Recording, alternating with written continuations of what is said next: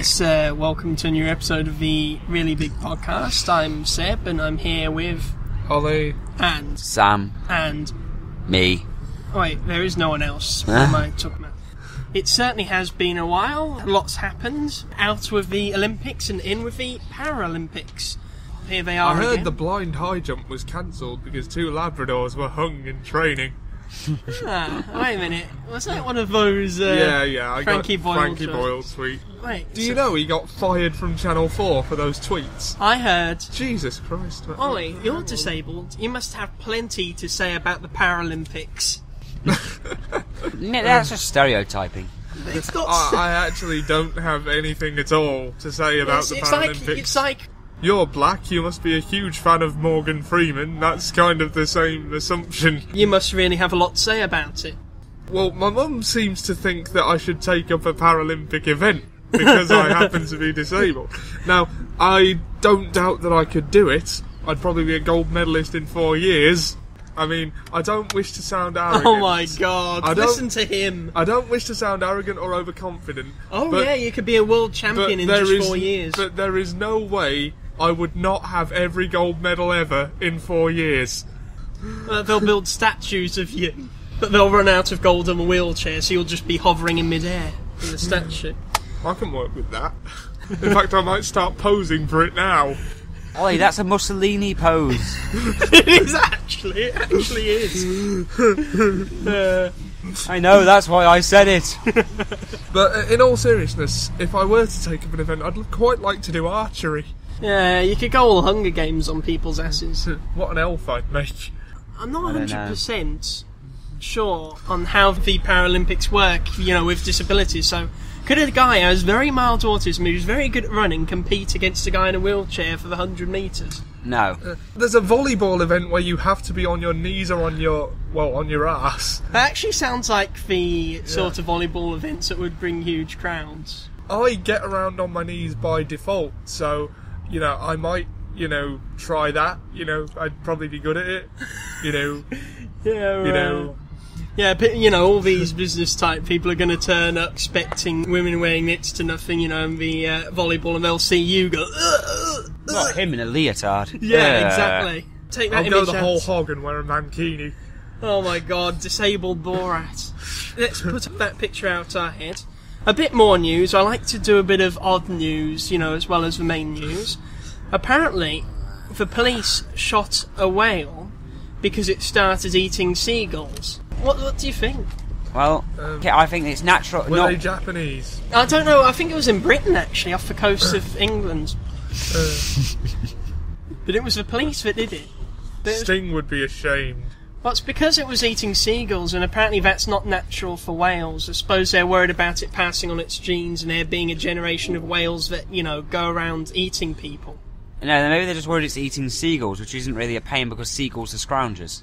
Now it would balance a bit, wouldn't it? My god, it's eating meat! No, bang, bang, If I'm bang. going to take up archery, I don't want them to eat all the seagulls. I'll need some moving targets to practice on. Oh my god, you are such a little psychopath, you really are. And also, I am not little. If you're living in Australia, then there's a bit of bad news here, because apparently the world's most poisonous spider, the anti-venom for it has ran out. Oh dear. So the Sydney funnel web spider, I think that's the one. I think it is, actually. Oh I'm god, amazed you that's know like that. Darth Vader in spider form. Oh, What? this shiny black armoured terror. I mean, I hate spiders at the best of Oh times. no, camel spiders are Oh, terrifying. fuck, don't even say camel spiders. Amazingly, they're one of those things that don't bother me. But Well, the thing is, they always hide in the toilets, that's the problem. I'm glad I'm born in a country where there are almost no dangerous animals. Well, no poisonous animals. At least you not obviously haven't been into Birmingham on a Saturday night. besides them. Yeah. Oh, another thing that was on the news that was, I thought, quite funny. You have to look into it a bit. Sorry, Lynx. Lynx Effect, Yeah, the the deodorant. Yeah. They're running a competition on an island. Pretty much, if you win, then you get a trip to the island. But the thing is, on this island, homosexuality is prohibited. So if you're gay and you win this prize, then you can't go. This prize, should it be allowed? I don't think you should discriminate. Yeah, but maybe they weren't even thinking about it when You know they... that rule in the US Army, don't ask, don't tell? Well, that's sort of been repealed now. But yeah, go on. Well, Explain it for people who may not know. Basically, the don't ask, don't tell rule in the US military was you're not allowed to ask about someone's sexuality, and if you do, they don't have to be honest with you. So if you're gay and they ask you, you don't have to tell them, and they shouldn't really ask. But being gay on this island is punishable by death, so obviously gay people aren't going to go, but which makes you think... So being lie. But it makes you think, being as there's not been a gay person there in like forever, would the islanders on this island even know one if they saw one? I don't think they would, you know. Yeah, I mean they could go there really camp and, you know, they could be none the wiser and... Hello, sailors. foreigners with their weird accents. Welcome to San Francisco, ladies and gentlemen. What do gays say when we're in a landlocked country? Hello, pilot. Anyway, Okay, enough with the offensive. yeah, out with the news, in with the anecdotes. Ollie, I want to hear this story that you told me once about your was it your dad who was really eccentric with his taste of music? Well, I wouldn't say he was eccentric. It was brought up on a round called Radio Mishmash on the Kryptonite Factor, coming soon. Yes, we're going to plug that like hell. Yeah. One of the songs that was playing backwards in this round was Wonderwall by Oasis, I believe, and I was in disbelief with the fact that I didn't spot that, because when I was a kid, like between the ages of 4 and I think 10, almost every week when I went to my dad's, he would play that song in the car. So he wouldn't play the whole album, he'd just play that one song over and over again? No, he'd play other songs, but it was always Oasis, and he always started with Wonderwall. Every time, Maybe that's Is it the every first week. song on the track? Yeah, or... maybe it just started that way. Yeah, but I think there was a woman who got arrested because she was playing My Heart Will Go On very loudly over and over again, and it just reminds me of that when you told me that story about your dad. Okay, it was never to that extent. Any more weird shit that happened when you were a kid, Ollie? Weird shit that happened where... Well, I wouldn't call this weird shit, but my sister's grandparents live in Chichester, right? That's so weird.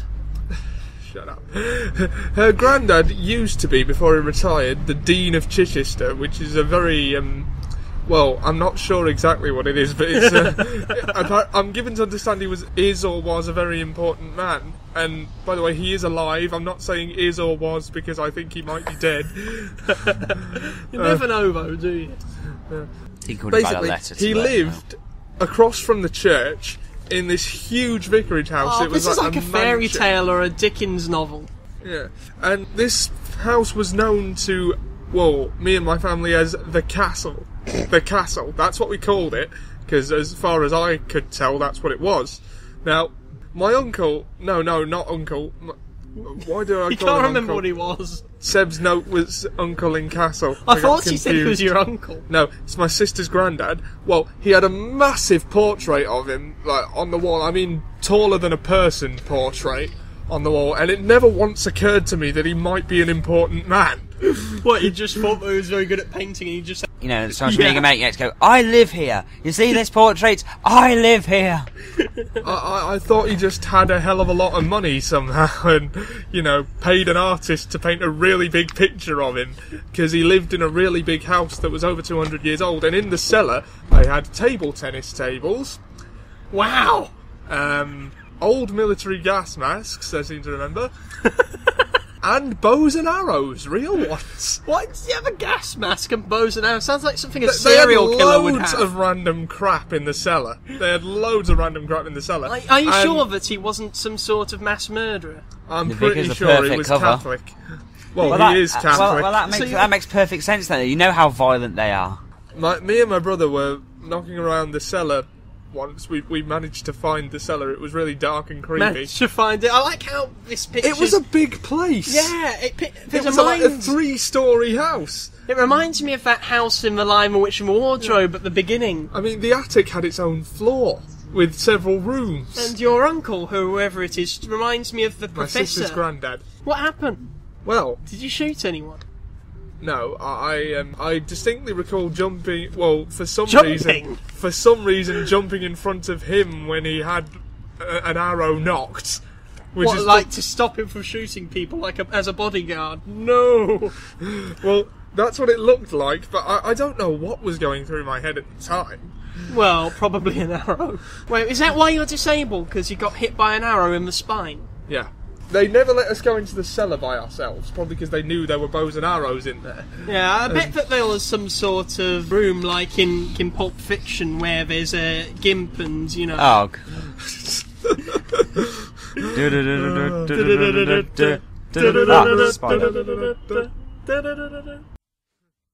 So, Seb. how's work been?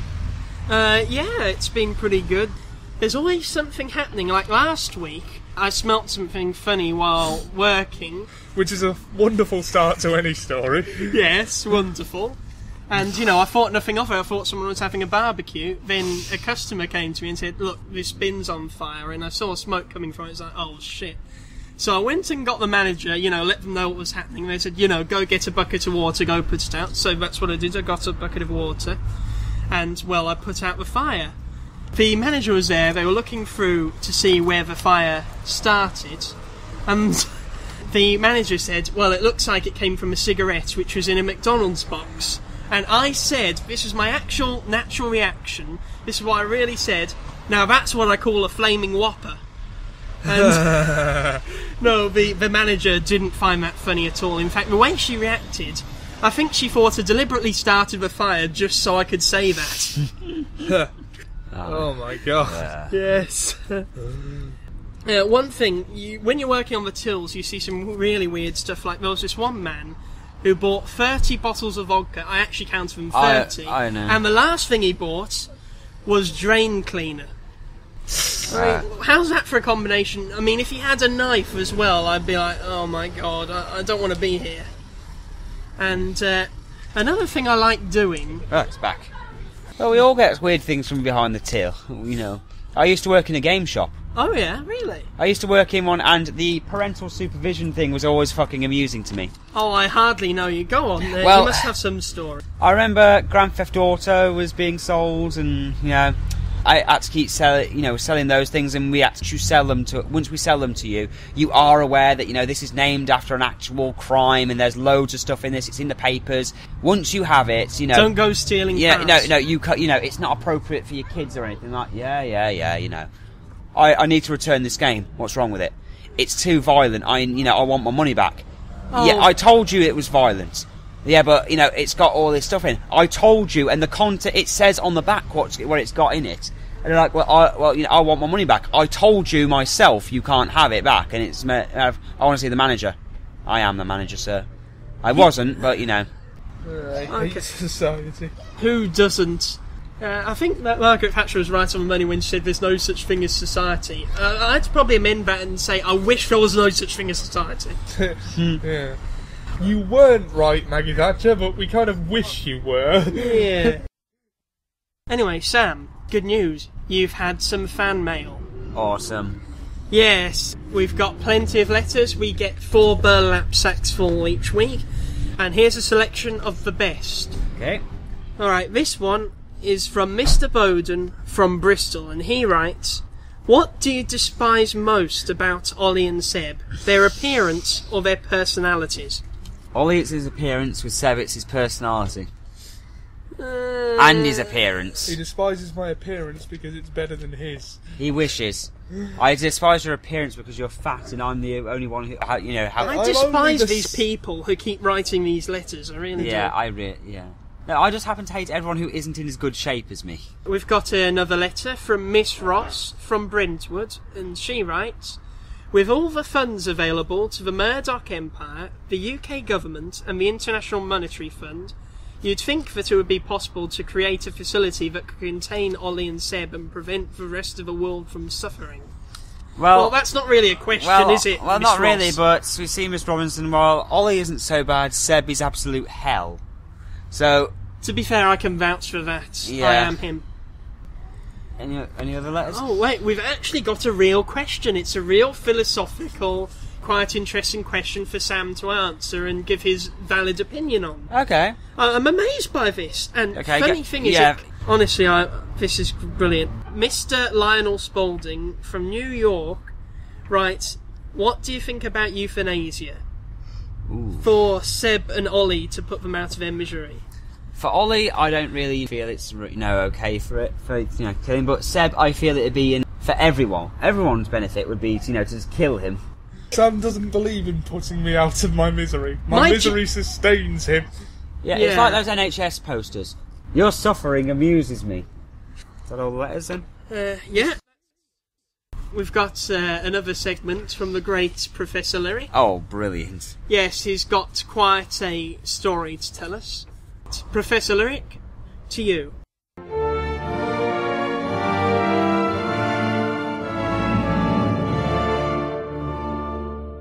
Hello there. Today I will be researching the incredible talent that is Robbie Williams. His upbeat and enjoyable tune, Rock DJ, is in fact a sombre adventure into the world of torment and prejudice that a genetic freak feels on a daily basis. Robbie refers to kicking with your torso, which, of course, as even those with a basic knowledge of anthropology will know, is impossible, and your average human being has no means to do so, due to only having 2 legs attached to your pelvis via your hips. Therefore, we must assume that the song's subject is a genetic mutation that has fully formed and functional 3rd leg growing from his chest area. He refers to the mutation as a gift, and plans to utilise his rare mutation by sticking it in the goal, perhaps showing that he finds a vocation in putting his deformity to use in the game of football. Robbie, however, is not completely happy, as he recounts numerous queries by passers-by asking him if they can kick it, to which he replies, yes you can. Robbie also knows that his deformity inhibits certain social aspects of his life, admitting that he has no family plan as a result of his disability, and his constant teasing from an entity called Baby.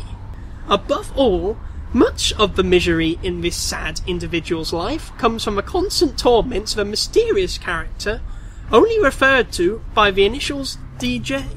If the account of the singer is to be believed, then he is kept up all night by this DJ. The deformed man even asks DJ when he is going to stop, and is ultimately disturbed by the DJ constantly offering him a rock, to which he tries to decline. Of course, his irrational fear of receiving such a rock only leads to one conclusion: that the mysterious DJ is cruelly throwing rocks at the handicapped gentleman, who is pleading him to stop, and the constant assaults is what's keeping him up all night. In conclusion, spare a thought for the disabled, and don't be cruel. Back to the studio.